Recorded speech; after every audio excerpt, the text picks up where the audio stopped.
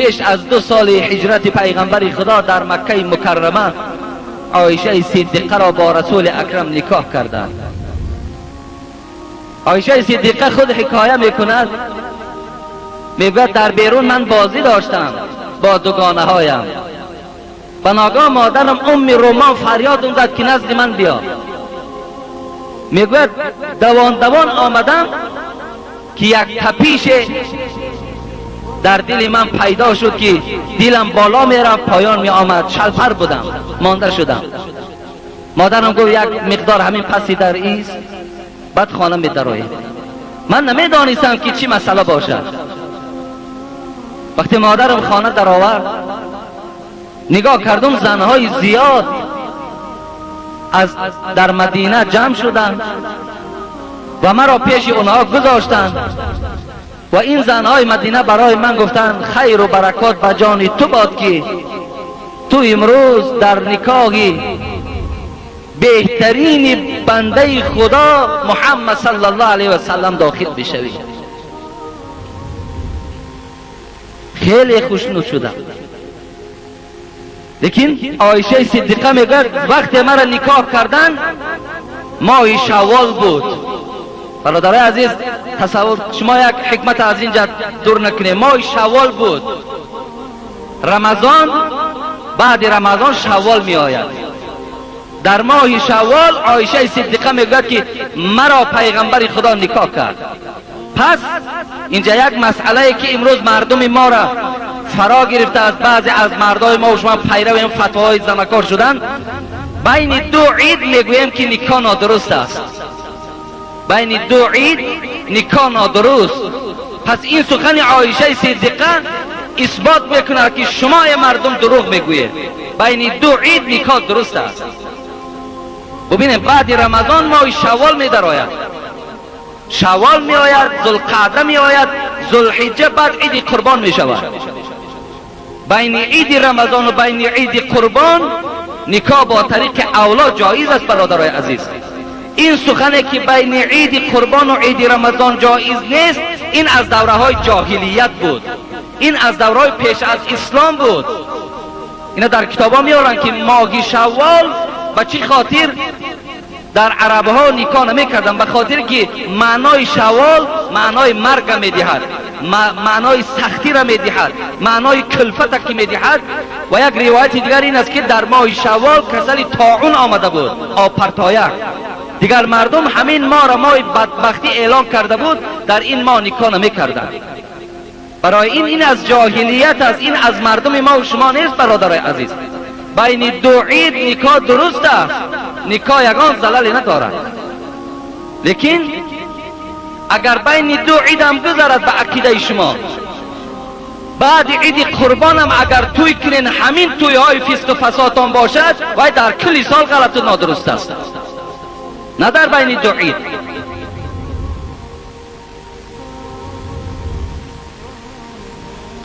پس حضرت عایشه صدیقه را یا حکمت از اینجا من دور نکنم، همین بود که در ماه شوال نکاح او صورت گرفت. پس بین 2 عید نکاح درست است. این فتوا است، من برای همه شما خبر میدهم. مبادا یک دختر مثال شوهر میتین، بچه هاتون زن میتین، اگر بین 2 عید دم که آمد نکاح کنین، نکاح کنین درست است. عایشه صدیقه را رسول اکرم در ماه شوال نکاح کردند. دویم حکمت چیست اینجا؟ وقتی عایشه صدیقه میگوید مرا پیش زنهای مدینه آوردن، در همون خانه که گویم عایشه خودشان زندگی میکردن، توده زنها نشسته بودن و مرا پیش از آنه که به پیغمبر خدا تسلیم کنند سر و روی مرا شستند، مویهای مرا روغن کردند، بر من خوشبویی مالیدند. بعد حبیب خدا بعد چاشت، بعد گویم آفتاب برآمدن آمده دستی مرا گرفت و به خانهش برد. اینجا چه حکمت است؟ این مستحب بود است که عروس ها را پیش از خانه شوهر رفتن زنها آنها را آرا و تارا دهند. این مستحب است که آنها را شانه زنند، لباس های خوب پوشانند، خوشبویی کنند، بعد به خانه شوهر برند. این ثواب است، این درست است. لیکن دادرای عزیز من مسئولیت دارم، به خدا قسم. من میدانم شاید بعضی برادرها را نمیخواهند، شنیدن نمیخواهند، لیکن این قدر میگوییم که ما مسلمان هستیم، ما مسلمان هستیم. ما حقوق نداریم که دختری ما را یک مرد بیگانه آمده از پریکمخر آورده و او را آرا و تارا دهد. این گناه است وقتی که یک مرد بیگانه دست او در سر و زلف دختر من میرسد. این خیلی بی‌غیرتی و خیلی بی‌ناموسی من نشان میدهد. این متاسفانه در مردم وجود دارد. دخترها را آرا و تارا دهید، مویهای سرشان را نبرید. بسیار خوب میشود که اونها را با عقل آرا و تارا دهید، اونها را با کیبانوگی آرا و تارا دهید، بعد به خانه شوهرهاشان برید. زنهای مدینه عایشه میگوید مرا بسیار نصیحت کردند پیش از آنی که خانه شوهر روم، لیکن امروز زنها را نصیحت نمیکنند.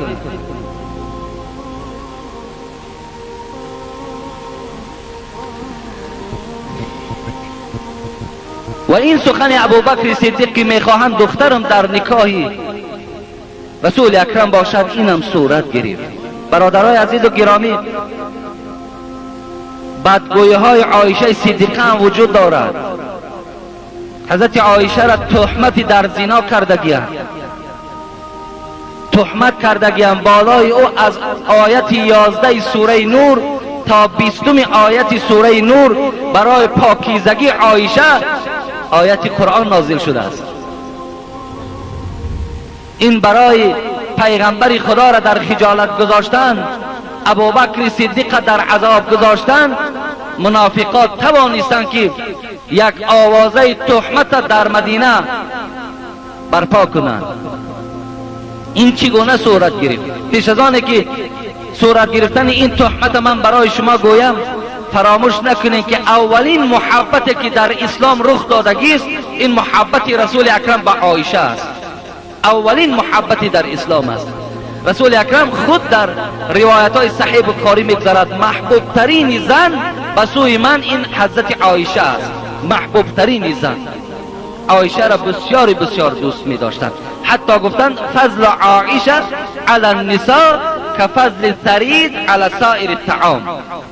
فضیلت عایشه گفتند بالای دیگر زنهایی که در نکاح دارم، بالای اونها مثل آبگوشت بالای دیگر طعام هاست. ببین در ما و شما طعامی که گوشت داشته باشد از طعام هایی که گوشت ندارد، فضیلت و بزرگی این طعام بلندتر است. رسول اکرم گفتند عایشه در بین طعام ها انمون طعامی گوشتدار هست، گفت نسبت دیگر زنهایی که من دارم. حتی که بار رسول اکرم اینم در صحیح بخاری میگذارد با عایشه صدیقه نشسته بودند که جبرائیل پایان شد. و حضرت جبرائیل چی گفتند؟ گفتند ای محمد به عایشه سلام مرا برسان. جبرائیل به عایشه سلام میفرستد. رسول اکرم چی گفتند؟ یا عایشه یقرأ علیک السلام. جبرائیل به تو سلام میگوید. حضرت عایشه چی گفتند؟ و علیه السلام و رحمت الله و برکاته ترى ما لا ارى. بر جبرائیل بگو که علیه السلام و رحمت الله و برکاته، ای حبیب خدا آن چیزی را که تو میبینی من نمیبینم. مثلا جبرائیل تو دیده ایستاده من نمیبینم، لیکن سلام مرا به جبرائیل رسان. بسیار فضیلت ها در بین زنها داشت.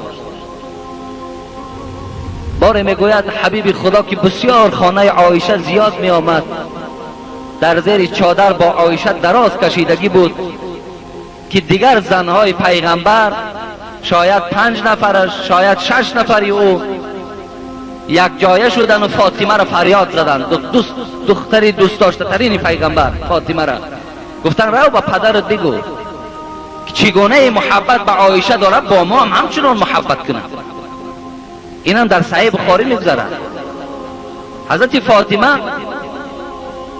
شکایت دیگر زنها را گرفت و به نزد پدرش آمد که رسول اکرم در زیر چادر با عایشه صدیقه دراز کشیدگی صحبت دارد. گفت پدر گو اجازت هست؟ گفت اجازت هست. گفت من شکایت آوردم. گفت چی شکایت آوردی؟ گفت دیگر زنهای تو میگویند چگونه محبت به عایشه داری، به ما نیز همچنان محبت کن. گفت فاطمه گفت تو دوست نمیداری آن کسی را که من دوست میدارم. گفت پدر گفت دوست میدارم. گفت پس من عایشه را دوست میدارم و برای تو امر میکنم ای فاطمه عایشه را همیشه دوست دار. فاطمه میگوید از جاش خیست و آمد نزد این زنها. گفت با پدرم آن چیزی که پیشنهاد کرده رسانیدم، لیکن بر من این گونه جواب گفت. گفتن زنهاش گفت ما را قناعت نکردی، ما را قناعت نکردی. گفت خیز بار دیگر رو بگو آن محبتی که به عایشه داری به ما نیز همچنان محبت کن. فاطمه گفت قسم به خدا دویم باره پیش پدرم نمیرم. گفت از جاش زینب ابن جحش خیست. این زن پیغمبری خدا بود، دختر عمش بود. حضرت عایشه میگوید در بین تمام زنهای پیغمبر در شرف و بزرگی قریب به من همین زینب برابر میشد. هم حسن جمال خوب داشت، هم پاک دامن بود، هم دست بخیر داشت و همیشه شبها قیام لیل داشت. بسیار زنی خدا ترس بود، بسیار خدمتگار در پیغمبری خدا بود. میگوید زینب از جاش خیز گفت من شکایت شما را میبرم. خودش هم علم داشت زینب. آمد میگوید نزد حبیب خدا که همون حالتی که با عایشه دراز کشیدگی بود همون حالت قرار داشت. زینب پیشش در آمد و ای حبیب خدا گفت از تمام زنهای تو شکایت همین که محبتی که با این عایشه داری با ما نیز همچنان محبت کن. حبیب خدا میگوید به چهره زینب تماشا کردن چیزی نگفتند. عایشه میگوید من فقط به چشمهای پیغمبر نگاه داشتم که اشاره کنه تا که من جواب گویم. لیکن حبیب خدا میگوید هرچند که نگاه کردم به چشم از چیز اشاره نکرد، لیکن از چهره او فهمیدم که وای به من دلالت کرد که از خودت دفاع کن، دفاع کن از خودت. من میگوید با زینب مناقشه کردم، دو زن با یکدیگر روبرو شدن، جنجال کردیم. ولی بعضی دو زنها سه زنها میگن بین ما جنگ است و دیگر. از این قصه ها برمی آید که در بین زنهای پیغمبر خدا هم رشک وجود داشت. میگوید مناقشه کردیم، لیکن میگوید در سخنرانی من زینب شکست دادم. عایشه میگوید من شکستش دادم. میگوید دیگر مجال حرف زدن نیافت و از جاش خیست میگوید و رفت به جانب زنها گفت که رسول اکرم میگوید این دختر ابوبکر است. وقتی از جا زینب خیست میخواست که رود، گفت زینب گفت یک لحظه گفت این عایشه دختر ابوبکر صدیق است. زینب رفت به مردم رسانید. امام نووی میگوید برای چی پیغمبر خدا گفت که این دختر ابوبکر صدیق است؟ میگوید سبب و حکمتش در این است که یکمش عایشه را پدرش آدمی بزرگ بود و محبوب ترین مردها به سوی پیغمبر هم حضرت ابوبکر بود و دیگر این که یکی از زنهای دانا و زنهای خیلی زیبای پیغمبر هم حضرت عایشه بود. حتی رسول اکرم آنچنان غمخواری به عایشه میکرد که زیباگیش خیلی زیاد که بود، مردهای دعاخانه دعوت میکرد که آمده عایشه را دعای چشم خانه. بالای عایشه دعاخانی ها میکردن که وای خدا از چشم حاسدان، از چشم چشمگران نجات دهد. از این قصه هم حکمت برمی آید که چشم فقط به دعا آدم رد میکند، به خار و به نعل و به موره چشمی و به اینا چشم دور نمی شود. به دعا خواندن چشم از بالا دور می شود. خلاص بیا گوش میکنیم خود حضرت عایشه این تهمت چگونه بیان میکند. خودی وای حکایه میکند، در صحیح بخاری قصهش میگذارد. غزوه بنی مستلق بود میگوید و رسول اکرم وقتی که به غزوه میرفت، به جهاد میرفت، قرعه میپرداخت، یعنی در دستش یک چیزی را پنهان میکرد، کدام زنی که میافت همون زن همراه او در سفر میرفت. در همین غزوه بنی مستلیق عایشه صدیقه میگوید همون قرعه را من یافتم و مرا همراه خود در این غزوه همسفر کرد.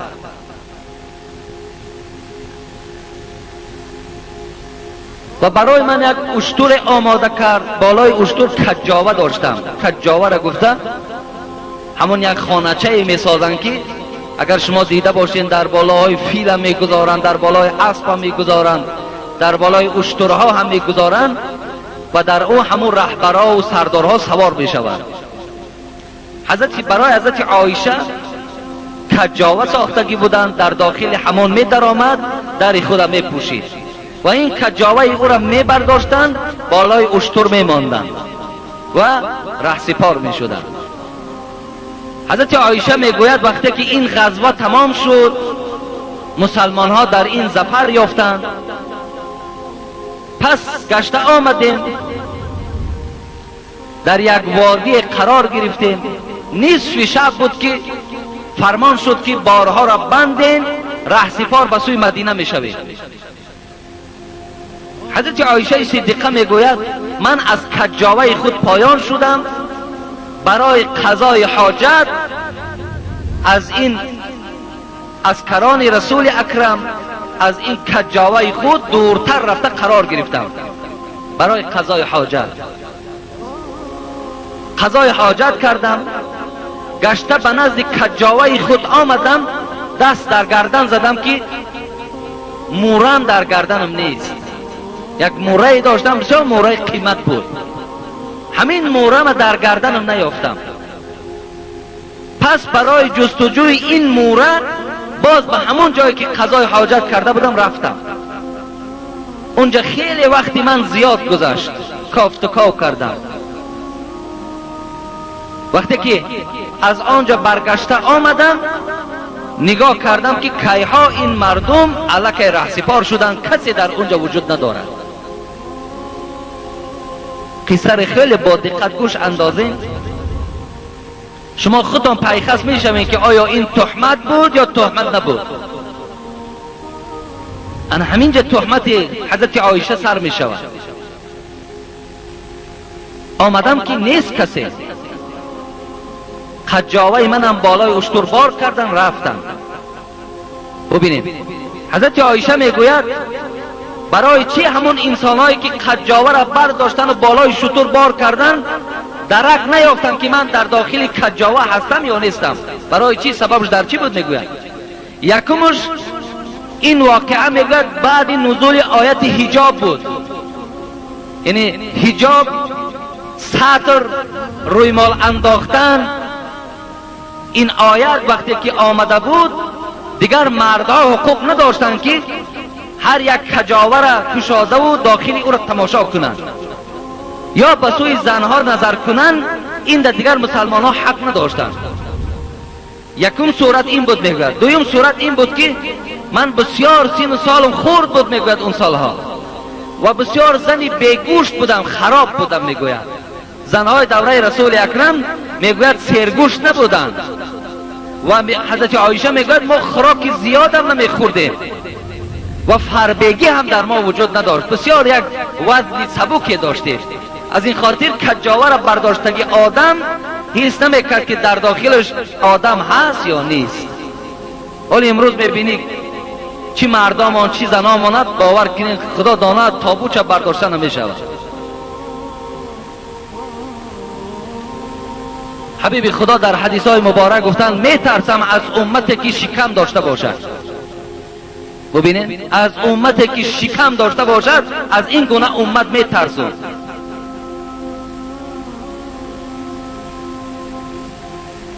مقصد شکم از راحت پیدا می شود. شکم بسیاری وقت از بیکاری پیدا می شود، از تربیه زیاد پیدا می شود، از تنبلی پیدا می شود.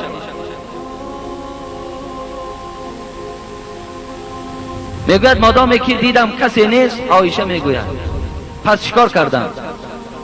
پس در همون جایی که خوابیده بودم چادرم بالای سرم کشیدم و در همونجا نشستم و گمانم همین بود که مادامی که رفتن در کجایی که رسیدن داخل کجاوه را میکشایند، میبینند که نباشم باز به همین جا گشته میآیند و همچنان هم شد.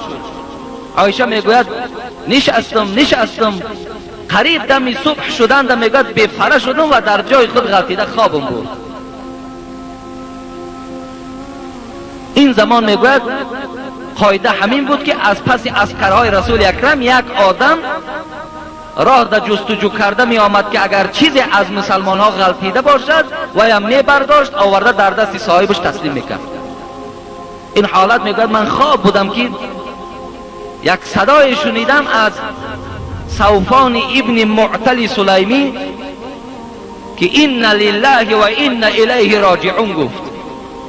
همون آدمی که از پس می آمد و هر چیز قفا مانده را می برداشت همراه خود می برد، راست من آمد میگوید و همین کلمه را گفت این لله و این الیه راجعون. یک تعزیه بیان کرد ما از خدا هستیم و به سوی خدا بازگشت داریم. میگوید صدای این مرد شنیدم برابر من از جای خود خیستم. قسم به خدا میگوید این مرد آنچنان مرد مسلمان بود که با من دیگر سخن نگفت، فقط اشاره کرد که بالای شتر سوار شد.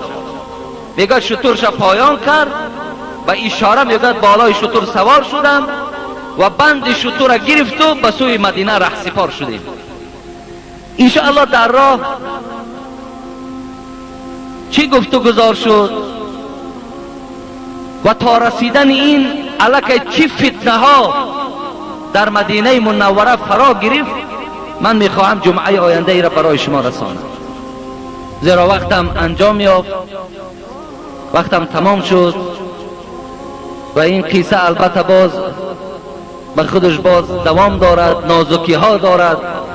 برای این در دوام این 5 دقیقه که شاید باقی مانده باشد من این تمام کرده نمیتوانم. انشاءالله جمعه آینده من برای شما این قصه را بیان میکنم. بابای قربان از تماشا تیفه از نفقش برای بنای مسجد یک مبلغ جدا کردند. در حق استاها امرالدین، سید مراد، بابای آدینه، بابای حاجی شاهین و دیگران که در تعمیر مسجد اشتراک کردند دعا کنید. همون قسم آشیانه تایی که از طرف راست شما هست همون خیلی گویم خراب شدگی بود. همین هفته گذشته همین شخصانی که نام گرفتم خدا برکت چونتیت بسیار خدمت خوب کردن، از سر همونجا را استیاشکا کردن، سفید کردن، تازه کردن، خیلی در حالت خوب قرار دارند. آدمایی که نشستند تماشا کنن خودشون حس میکنند. یک برادر 2 قابچه سیمنت آورده است. یک برادر دیگر من که هم سوداگر است هم امروز تعمیر خانه دارد، اینجا یک مبلغ برای تعمیر همین مسجد جدا کردن، گفتن نام ماننده خوانید.